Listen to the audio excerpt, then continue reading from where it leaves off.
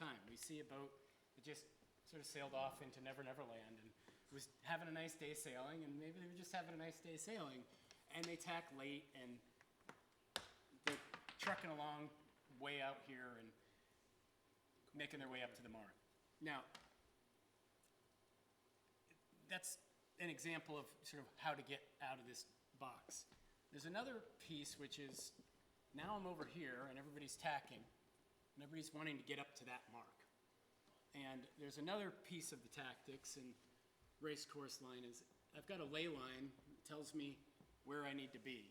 And that's sort of the optimal line of height of sail and getting into that VMG circle and what works best. And this guy tacks early and we're all working our way up this line. This guy goes out and says, okay, I'm out. He says, I can't sit here anymore, I'm gonna go. This guy says, I'm gonna hold this guy for a while. I'm gonna keep him down. It's called holding him down, making him sail a longer course. So wind attack, he's gonna tack as late as possible because he's making this guy sail a longer and longer and longer course. Tack's over, doesn't wanna be too far because you still have to round that mark. You know, this guy, at this point, he's sailed a pretty long course. He's gonna have to catch up. It's counterintuitive, and this is one that we all struggle with. It's counterintuitive. Chances are you wanna sail a little further than you thought you might wanna sail. You wanna get a little further up the course. You've got clean air now, nobody's in your way.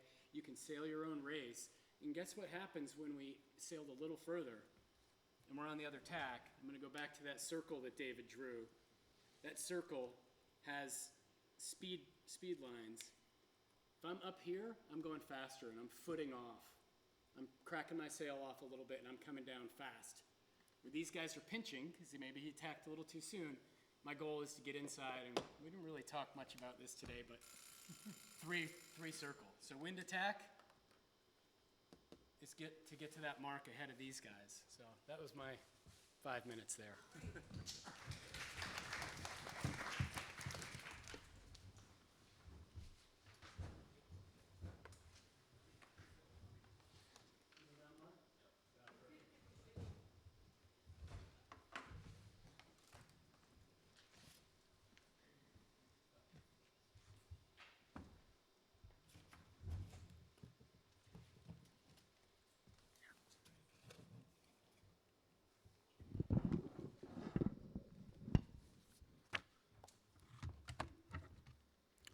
All right, so by this point, we have tuned for the conditions. We've started the race. We're on the course. You know, we did pretty well. We're mid-fleet somewhere.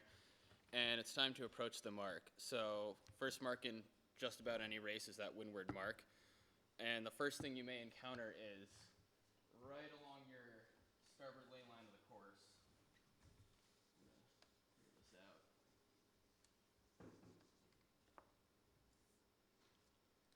So here's our windward mark, and a nice 3-boat length circle. And here's our starboard ley line. So we're often, once we're up on the course, gonna have a bunch of boats that are right here ready to approach. So one thing you're gonna wanna be aware of is, you know, there may be some decent wind over here. It may be clear and open, but what you may find yourself experiencing is you get to this point and sure, you can, you know, they may be slightly above ley line and you're able to get in here, but you're at the disadvantage of being covered and may have to tack, which results in you ducking and being, again, behind all these boats. So if you are gonna sail the port side of the course, it is a really good idea to be extra hyper aware of all the boats on the other ley line, and if you have an opening to sail port side of the course. So for the next one I have is for jibe marks. So as we're coming around on a triangle course, we've rounded this windward mark, heading over here to this mark here. We're trying to pass boats. We're trying to make up for that windward mark that we, you know, lost a lot of distance on. They're coming into this mark. As a boat coming from behind, you do not have overlap. This boat can immediately head you up. This is a really easy position to cover a boat, but just making sure you have the kind of space to do so around there.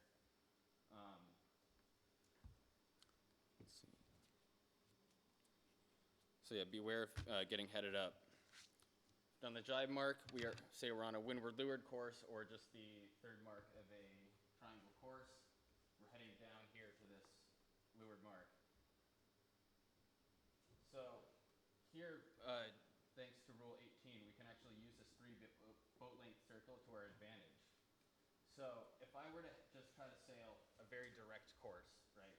I'm going straight down at this mark, I go to round, and suddenly I'm making this huge opening, and any of these boats can now fit in here because I'm now leaving the mark, and they can take this space and cover me and pass me likely. So the benefit of starting from out here is once you've entered this zone and you are not overlapped with an inside boat, which means their bow is behind this line right across your transom on your stern, this boat cannot enter on here. They have no room, and what that allows me to do is come in wide and head up. And any boat coming in behind me at this point does not have the ability to get in here and cover me and pass me.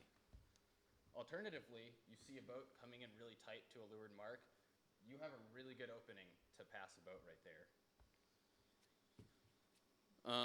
Another thing I was going to get to about leeward mark roundings is your sail steers your boat as well as your heel. So Rule 42 states essentially that you can use your sails and heel of your boat to steer. The benefit of that is you are underwater. Your boat is more hydrodynamic. Turning your rudder puts a lot of pressure on your boat, creates a lot of drag. So here is a really good spot when you're rounding this leeward mark to heel your boat to leeward a little bit. Trimming in your jib if you're in a Flying Scot or some other sloop with 2 sails is you want to be delayed on that jib because pressure on that jib is going to make your boat want to head down. So you're going to want to progressively sheet in as you're going around this mark and trimming in the main before you're trimming in the jib, kind of have a delay on there. Another thing that's really important is coming into that and kind of circling back to that windward mark is if you're in a boat that's flying a spinnaker, working with your crew to kind of have a good timing of when we're putting the pole up and, you know, when we're getting to various things on here. Thanks.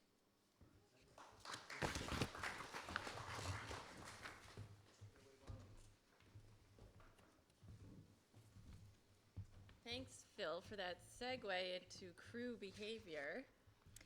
So I sail Marshall 15, so it's been a long time since I've manned a spinnaker, but I'll speak to, in general, the role of a crew member really is to be additional eyes on the water for the skipper. And responsibilities vary depending on the type of sailing that you're doing, if it's pleasure or racing, and the type of boat and what sails there are to be in charge of a jib or a spinnaker. So today I'll really focus on my Marshall 15 racing. But for pleasure sailing, the crew's job is really to bring a good attitude and snacks. I think Jessica Williams might also say some beverages too of choice. But for racing, it's a bit more involved. So crews need to be able to filter through an incredible amount of information to make decisions and communicate what they see accurately and efficiently to their skipper. Ideally, crews should paint a picture of what they're seeing, and the ABCs are always be communicating. So the things that I like to look for and communicate are, most importantly, probably counting down from the 3-minute blast from the committee boat for the start. And if you can multitask in the counting down with a handy, I like a good Timex digital watch for my timer, to try to also keep the skipper aware of surrounding boats at the starting line, and gets a little bit hairy and what's everybody else doing so that the skipper can be looking, kind of focusing on the sail and where he's going, but also feed more information, be more eyes.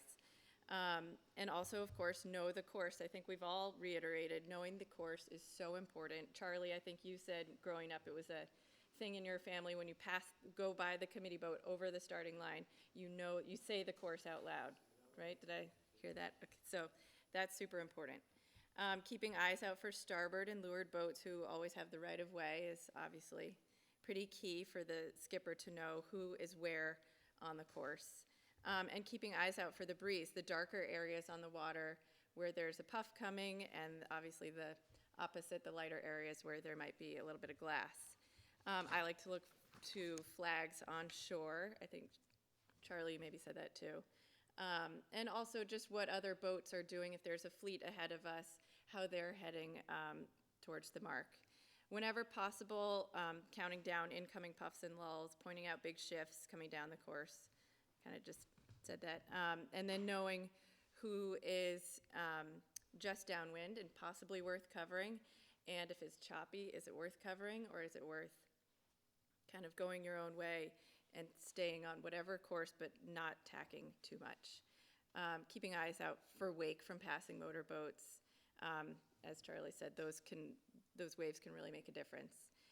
In heavy breeze, using the centerboard pennant as a hiking strap so that you can kind of sit out and lean outward to try to keep the boat flat is useful as a crew. And then making a plan leading up to all mark roundings, who will do what in the boat, who's going to, if the skipper's manning the tiller, is the crew going to be easing or trimming the main, raising or lowering the centerboard, tightening or easing the peak? It's always good just to say what your plan is before you get to the mark, because it just gets a little crazy, right, Greg? And depending on who you're sailing with, be prepared to be yelled at. Or in our boat, sometimes I yell at my dad. So we just remember not to take it personally. And if everything's done perfectly, skippers should be able to fully trust their crew's decisions about the course and be able to keep their eyes on the sail to make sure that the boat is being sailed at 100% efficiency. So also, just don't forget those snacks.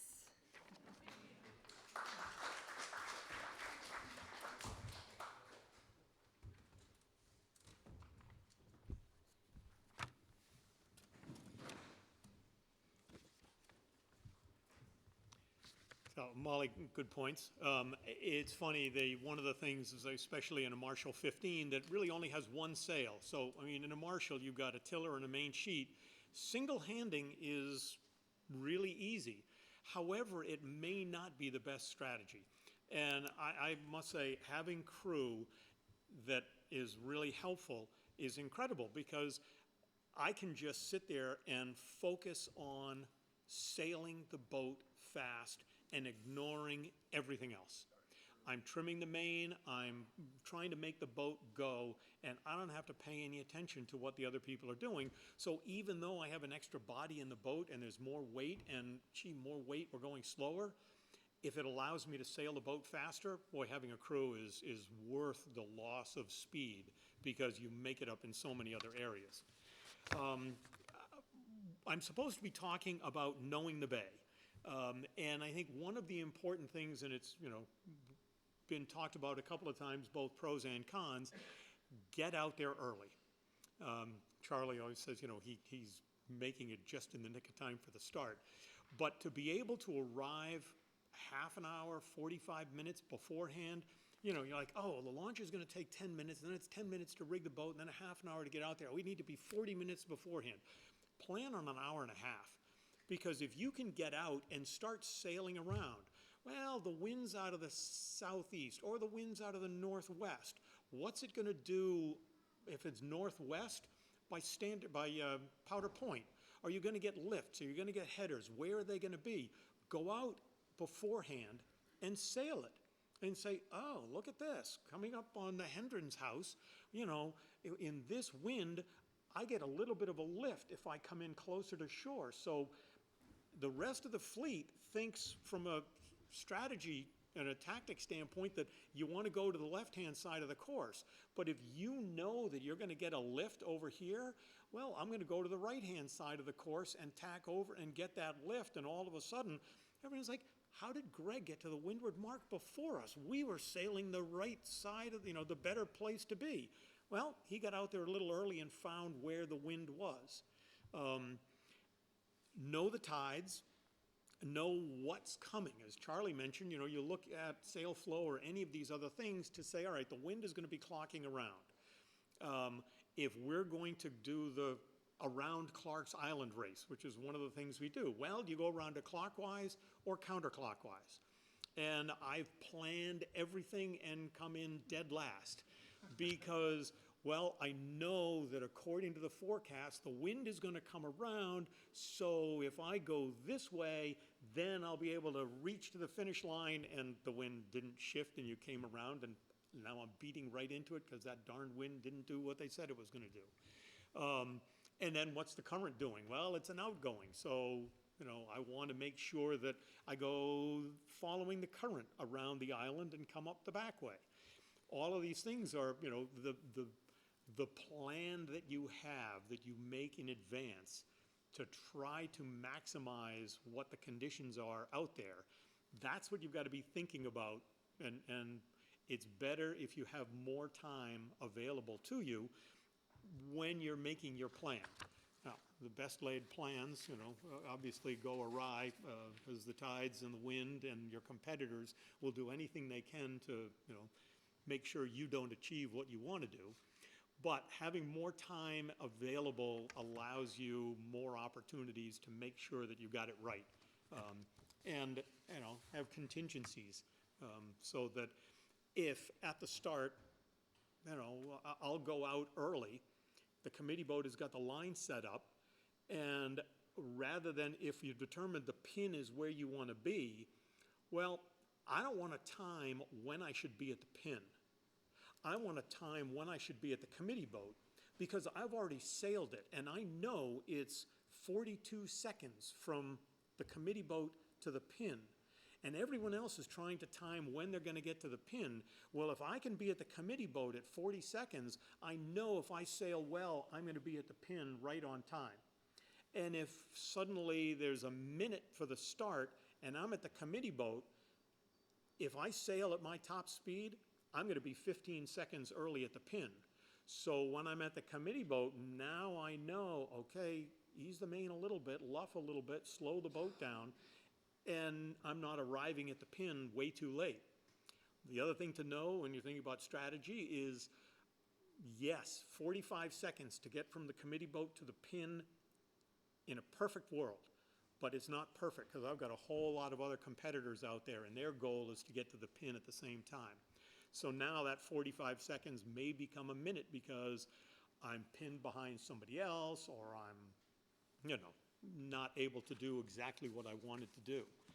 So that's why, knowing what's going on, knowing the bay and knowing the course is important, and arriving early allows you to get that additional knowledge. So get in the boat earlier, get out there and, have some fun sailing. Oh, gosh, yeah, sorry, now I got to talk about the fun part, which is, the beginning of the season, boat rigging and maintenance. My boat is now sitting on its trailer out in the parking lot, all rigged, ready to go in the water. And, Charlie and I were going to launch tomorrow and rig. I happened to get down here earlier today, got the boat all ready, the bottom's been painted, good to go, got the mast up. I cannot find the brass pin that holds the headstay on. Again, arrive early. If I was planning on launching next weekend for the tune-up regatta and I got down here and rigged the boat, I wouldn't be racing because I'm missing that pin. Now, it's got to be somewhere, but I've checked all the bags. I can't find it. How many times did we step your mast last year? Yeah, Charlie's point. Last year, we stepped the mast. And I was like, oh, darn, I forgot the mast boot. We took the mast down, put the mast boot on. We stepped the mast. Oh, crap, we forgot that. I forgot the wind pennant. We took the mast down. And I've been sailing this stupid boat for 20 years. You think I'd know better by now. 4 times. Yeah, 4 times we took the mast out of my boat. Fortunately, it's on the parking lot, so it's not the hardest thing in the world to do. But boat rigging and maintenance. Maintenance is critical. There are, 1 year I took the sail off in the Marshall 15. They're the mast hoops that go up and down the mast and little shackles that hold the sail to the mast hoops. And I noticed they were getting a little worn. So over the winter, that was my plan. I cut all the shackles off and retied them all on. Sitting there watching TV in the middle of February when it's cold and there's a fire going. Made me think about summer coming because I'm working on my boat in the middle of February when it's cold, but I could imagine when I was going to be out sailing. So there are a lot of things that we can do off-season. And again, planning on what maintenance we need. If you're doing it beforehand, then it's not going to break when you're out there. And also, think about what might break when you're out there. It might make sense to carry a couple of extra shackles in your bag, which I usually do have a few extra pieces of hardware floating around in the bottom of my bag, because when you get out there on the race course, something might break. And if you've got a spare part, you can fix it and you're racing. Now, maybe you've missed one race because you had to drop out because that thing broke, but you're able to race the next race. So always know your boat, know what's going on, know what's potentially going to break, and be ahead of it, be proactive, because that's what it takes.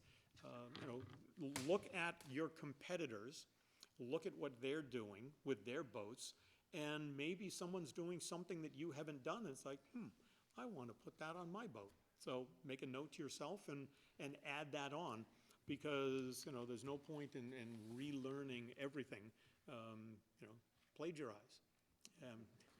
Take advantage of what other people have learned from their mistakes and do it yourself on your boat so that you can sail faster and have more fun. And go out there when it's not a race day and just sail around and find another boat. That's one of the things that we haven't really talked about.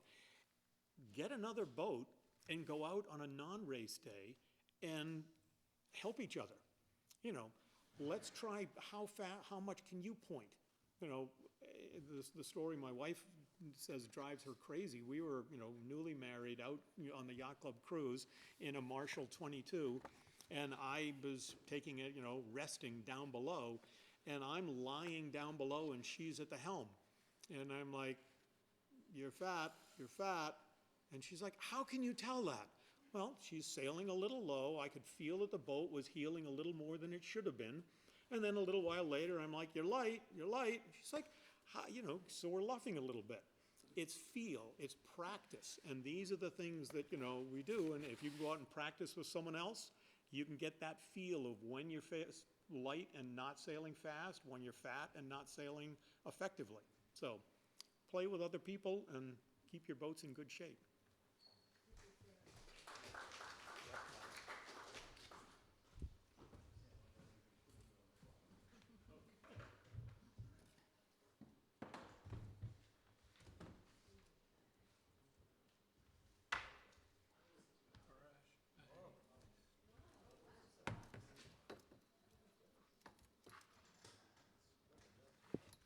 Hi, before launching, you need to sand the bottom of the boat and then paint it with a paintbrush. Don't use a roller. And the paintbrush, you should go fore and aft, so if there are any lines, that's the direction that you're going to go. We keep our boat up the Bluefish River, and it sits on the mud probably 4 to 6 hours a day, and the bottom gets pretty dirty. So I find if you go to the boat 2 hours before the start, then you're going to have time to clean the bottom. And I use not a snorkel, but a face mask and a sponge. And if that doesn't work, I go to this contraption.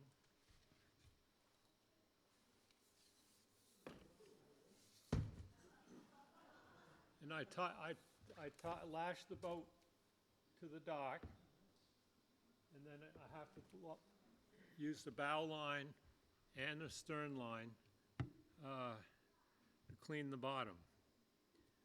So that's it. Thanks. Does that work with nose stands? Yeah. Stan, why don't you get one of those? I can't. He won last year, David. He's not telling you. This was a gift from my daughters. Oh, and also, if you have a new mainsail, you're going to do better than what you've been doing. Okay,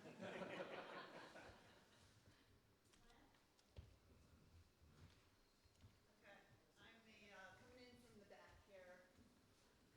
My name is Jessica Williams. I am, for better or for worse, your rear Commodore, or for those of you who are non-members, I am the biggest advocate of sailing at the yacht club. Well, no, I can't compete with all these great people, especially David. I want to, first of all, give a round of applause to Ron for putting this together. This is really amazing. When Ron came to me earlier in the season and he said, I've got this idea, let's do this panel, I was like, this is the best idea, because I need to learn all these tips from all these people, because I don't really know what I'm doing out there other than trying to have fun most of the time. I do have a list, and well, I want to talk about two things. First of all, we're going to do something a little bit different this year with the way that we register for racing. So how many folks in the audience here are planning to come out racing with us? All right. So for those of you that are going to race, we have we're going to use U.S. Sailing has a really antiquated, but it works, website. It's called Regatta Network, and we are already loaded up for our tune-up regatta, which is next weekend. I hope all of you come out and join us. And we can go online, type in, you can just Google if you want, Duxbury Yacht Club, tune-up regatta, and it will pop up. And we can register there. What's great about registering there is that all of the boats will then be on a list that we can print out a check-in sheet. So for Di and for Sue, when you're out there, who's coming in, you know who's showing up. If they're not on the list, we can add them. We can still kind of fool around with that. But it's best if you go ahead and register ahead of time, especially for those that are non-members. There are some fees and things like that, and we can cover all of that on Regatta Network, so we don't have to track you down later. We're going to use that for the summer series as well, and for our other regattas. So that's exciting. What was the other thing I needed to talk about, Ron? Regatta Network. Oh, and getting involved in the race committee. The race committee is a group of people that are either on the Norman B. White, which is our Garvey, or is our committee boat, called the Signal, or the people that are actually on what we call here at the DOIC crash boats, but they're really mark boats. And right now we have a lot of young kids, 12-year-olds, that's how they are getting their start to learn how to become, get better at driving their motorboats, so they become dock hands, and then they ultimately move up to launch drivers. My son Teddy is one of those kids now. He went through the whole program. However, we can have adults on those boats. And this summer we have 3 boats. I would love to be able to have an adult boat out there for every Saturday. So please, if you're interested, you don't have to be a sailor.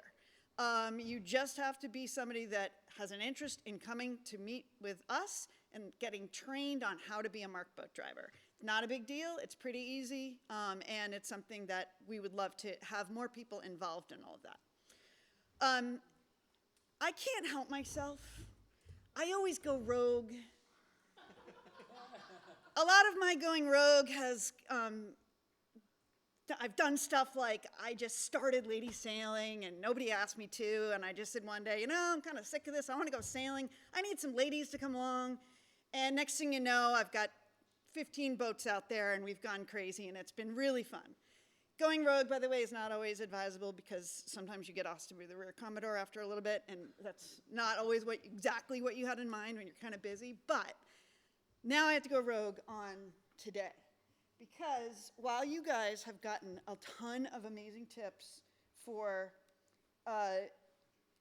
racing, I would like to give you the 20 Jessica Williams tips for sailing in Duxbury Bay. I'm going to read them quick. Where's the timer? Can we get that started? Okay, here we go. We give you 3 minutes. Go. Ready? Okay. Jess Williams, top 20 tips for sailing in Duxbury Bay. Get a boat, number 1. Number 2, if you don't have a boat, get a friend with a boat. Number 2, get a Tide app on your phone. I have one, it's hooked to my watch. I know what the tide is all the time. Just get it, it's easy. You gotta go high at high tide. Be like Jed. Pay attention to the tides. What you want to know is, when you get out there, which side are you going to be on when the tide is either coming in or going out when you want to come home? So if you're going to sail out to Saquesh, go out with the outgoing tide. Make sure you're coming back with the ingoing tide. It's really hard to get back in when the tide's going the wrong way. Number 3, get a wind app on your phone. I kite surf. It seems to be the best. I think it's also similar to Sailflow. The reason for it, if you're like me and you just like to go pleasure sailing and you don't really feel like getting wet, I recommend staying to about 10 knots or lower. If you get above 10 knots, make sure you bring a big guy with you. I fortunately have a husband who likes to sail. And also waves, you were so dead on. Don't sail into the waves when you're trying to pleasure sail. It's just not comfortable. You get splashed. No, not good. Skip it. All right, number 4, be like Greg. Bring a bag of gear. I have a bag. This is my bag. It's a little bit different than Greg's. This is a backpack cooler bag. Keeps things cold. You may have shackles in your bag. I have bottle openers in my bag. Okay, make sure you have a VHF radio.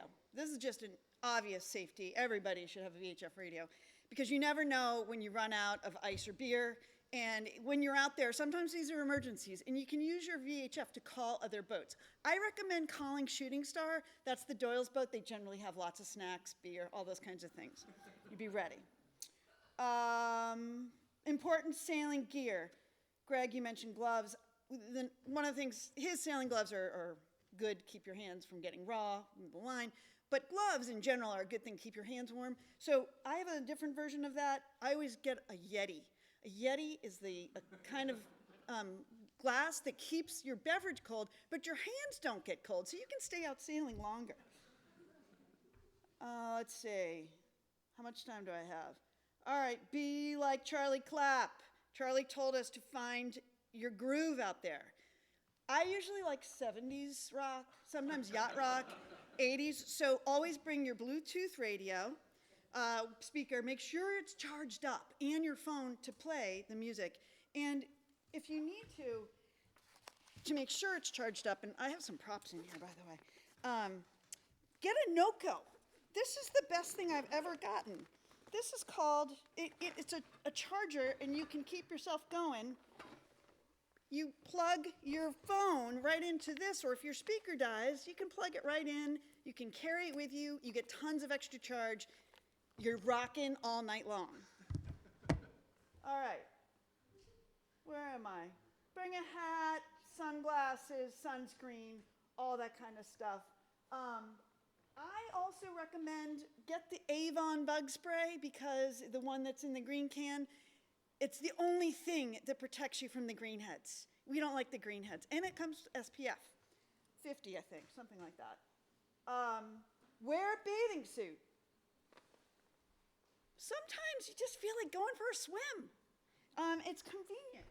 So also, get one of these. These are these roll-up towels. They're easy. They stay in your bag. Stick this one in your bag.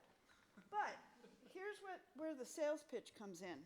This, if you're a Marshall Cat sailor, you really need to get one of these ladders.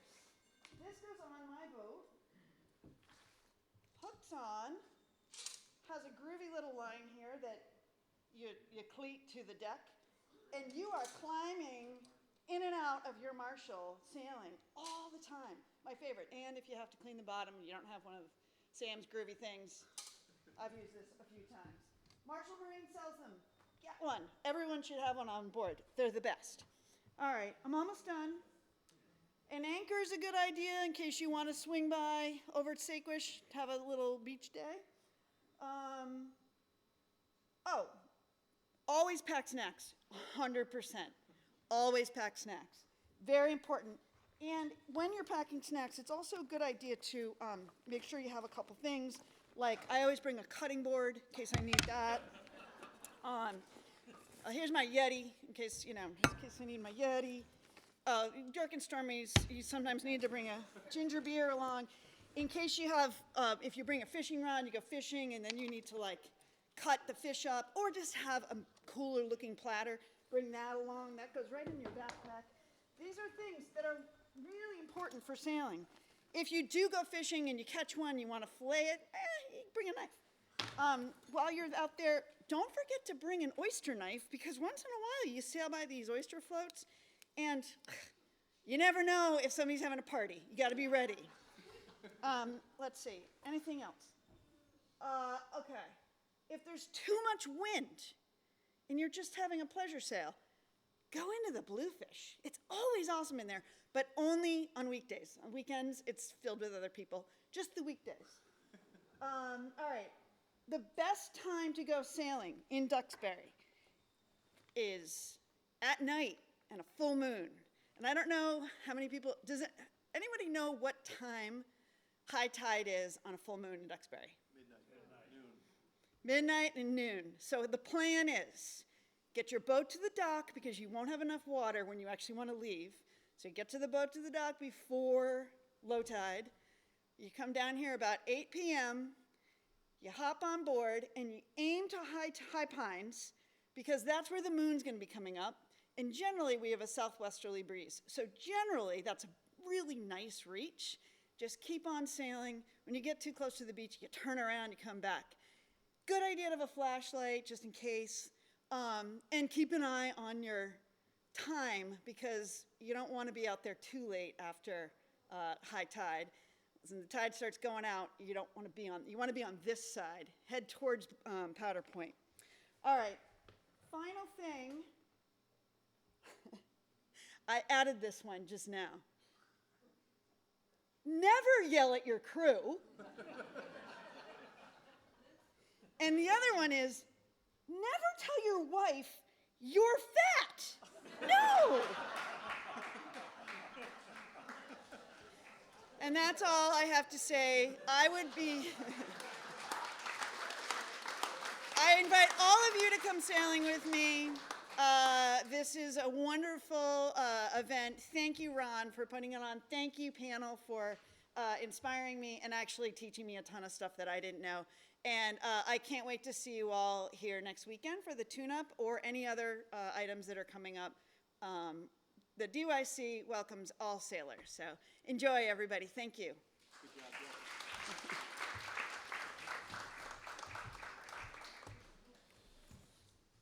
Oh, that was phenomenal. I'm glad we got that recorded. And, you know, Take all my props out of here. you know, I don't know if you want that hidden or you want to share that with the rest of the community, but, you know, we can talk about that later. Thank you so much for everybody for coming. Hopefully we've inspired you and gotten you interested in coming out and joining us. If you'd like to be on the list and get our weekly emails, let me know. Give me your name. I've already gotten a couple of names here. And thank you so much. I've learned so much. I think we had more than 20 tips, probably many, many more. Thanks for all of your expertise and sharing all your secrets, team. Thank you, Ron. Yeah. All right. Have a good day.